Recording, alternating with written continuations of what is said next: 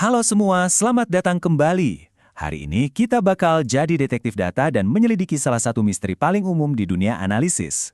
Oke, yuk kita langsung mulai investigasinya. Pernah nggak sih pas lagi asyik lihat data, Anda mikir, loh kok ada yang bolong ya di sini? Nah, pertanyaan simpel inilah yang jadi inti dari penelusuran kita hari ini. Oke, langkah pertama, kita kenalan dulu sama tersangka utamanya, si data yang hilang. Kita perlu paham betul sifat dari petunjuk yang hilang ini di dalam kumpulan data kita. Jadi apa sih sebenarnya data yang hilang itu?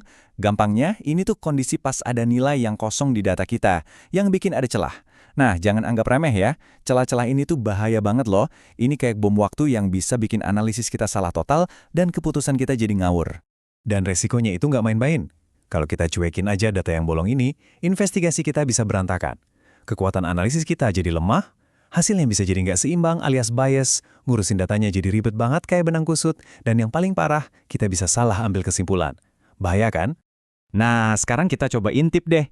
Gimana sih cara-cara klasik yang biasa dipakai para analis buat ngatasin informasi yang hilang ini? Biasanya, ada dua pendekatan utama nih. Di satu sisi, ada cara simpel, penghapusan. Data yang nggak lengkap, ya udah buang aja. Cepet sih, tapi risikonya kita bisa kehilangan informasi yang mungkin justru penting. Di sisi lain, ada cara yang lebih cerdas, imputasi. Di sini kita coba menambah lubang data tadi pakai perkiraan, misalnya pakai nilai rata-rata atau prediksi. Jelas lebih bijak, tapi ya itu, perkiraan kita harus jitu. Tapi kan kita hidup di zaman modern ya. Tentu aja kita sekarang punya alat forensik yang jauh lebih canggih, yang bisa nemuin pola-pola yang nggak kelihatan kalau pakai metode lama. Nah, ini dia nih yang jadi game changer-nya, machine learning. Algoritma canggih ini bisa belajar dari pola data yang udah ada buat bikin prediksi yang super akurat soal data yang hilang. Jadi ini bukan lagi sekedar nebak-nebak, tapi benar-benar merekonstruksi ceritanya secara cerdas.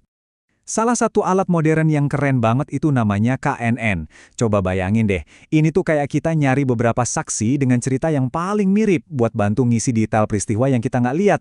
Jadi dia nyari data-data yang paling mirip buat jadi bahan tebakan yang sangat akurat. Terus ada lagi analisis Bayesian. Nah, pendekatan ini beda. Dia nggak ngasih satu jawaban pasti, tapi justru mengakui kalau ada ketidakpastian.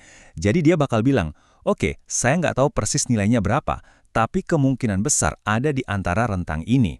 Ini kuat banget karena hasilnya lebih jujur. Kita jadi tahu apa yang kita tahu dan apa yang nggak kita tahu. Oke, kita udah tahu metodenya. Sekarang waktunya kita bongkar kotak peralatan si detektif data. Ada apa aja sih isinya?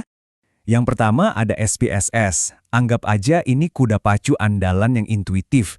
Pas banget buat yang pengen analisis canggih, tapi tanpa pusing-pusing ngoding. Nah, ini dia logonya. Pasti udah nggak asing lagi kan? Apalagi buat teman-teman di bidang ilmu sosial atau pendidikan.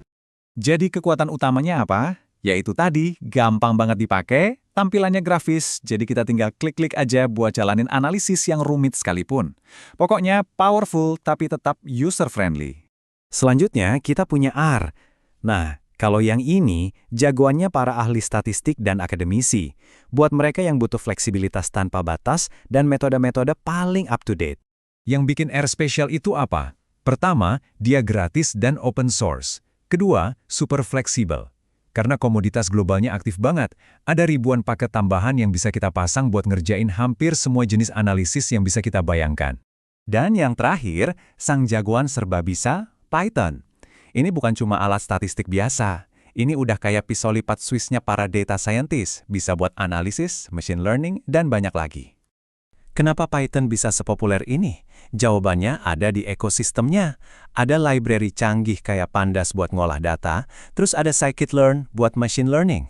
Jadi dari awal bersihin data, sampai bikin model prediksi, semuanya bisa dilakuin di satu tempat. Praktis banget. Oke, kita udah lihat 3 alat canggih tadi. Terus gimana cara milih mana yang paling pas buat investigasi Anda? Yuk kita bedah barang-barang buktinya. Nah, tabel ini ngerangkum semuanya dengan jelas banget. Coba kita lihat ya. Pertama, SPSS. Gampang banget dipakai karena tampilannya grafis, tapi ya berbayar. Ini pilihan solid kalau Anda mau hasil cepat tanpa coding. Lanjut ke R, ini basisnya kode, jadi perlu belajar dikit tapi gratis dan super fleksibel. Cocok banget buat akademisi. Terakhir, Python. Sama kayak R, ini juga berbasis kode dan gratis, dan udah jadi standar industri buat ngebangun sistem data science yang komplit dari A sampai Z. Jadi, kesimpulannya apa? Nggak ada satu alat yang terbaik buat semua kasus. Yang ada cuma alat yang paling pas buat Anda dan misteri yang lagi coba Anda pecahkan. Nah, peralatannya udah di tangan Anda. Sekarang giliran Anda yang jadi detektifnya. Misteri apa ya yang bakal Anda pecahkan selanjutnya?